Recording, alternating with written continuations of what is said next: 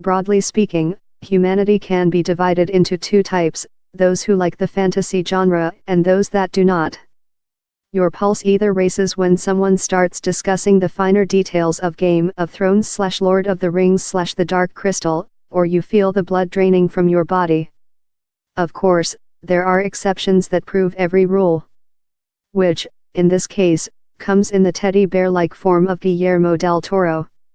The Mexican director bridged the divide for millions of moviegoers in 2006 with Pan's Labyrinth, his exotic, fantastical take on the Spanish Civil War. Now, a little over a decade later, he is back to scoop up the stragglers, me included, the die-hard realists who head for the hills at the first sight of a pointy blue ear. Admittedly, the elevator pitch for his multi-Oscar-nominated The Shape of Water is unlikely to grab those of us who can live without magical realism.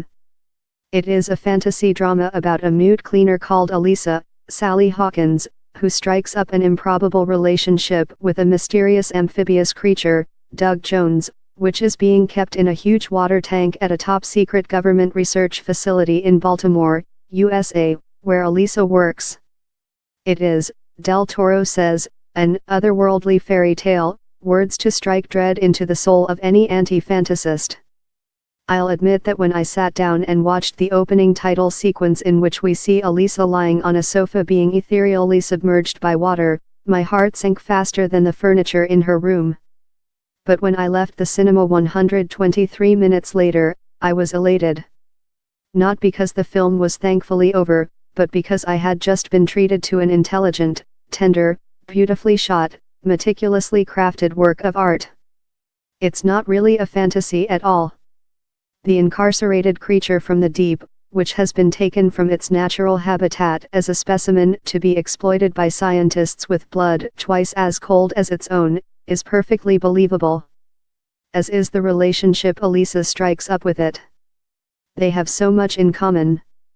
Neither speaks, both have been persecuted, they are misunderstood fish out of water suffering at the hands of an arrogant, unsympathetic society that only respects winners who reflect its own hard-bitten, narrow-minded values. The film is set in early 1960s America, but speaks directly, and critically, to our own times. Sally Hawkins is very good as a traumatized, aphasic, single woman whose every action speaks volumes. She has created her own society of fellow misfits, which includes her musical's loving neighbor Giles, Richard Jenkins, whose homosexuality is despised by others and traditional skills as commercial artist, redundant in a world obsessed with shiny new ideas.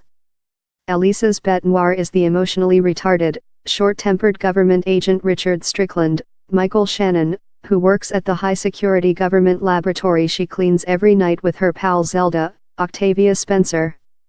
Strickland is the sort of man who'd pick a fight with a bowl of soup. He loathes just about everybody and everything, except violence, which he really likes.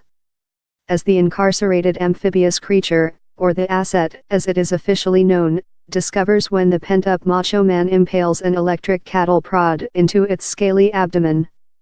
What unfolds is part love story, part monster movie, part heist thriller, part film noir. Think Terry Gilliam meets the 1954 classic monster horror flick Creature from the Black Lagoon, with a bit of French art house thrown in for good measure, and you won't be far off. It is an affecting and affectionate film, which cracks along at a decent pace.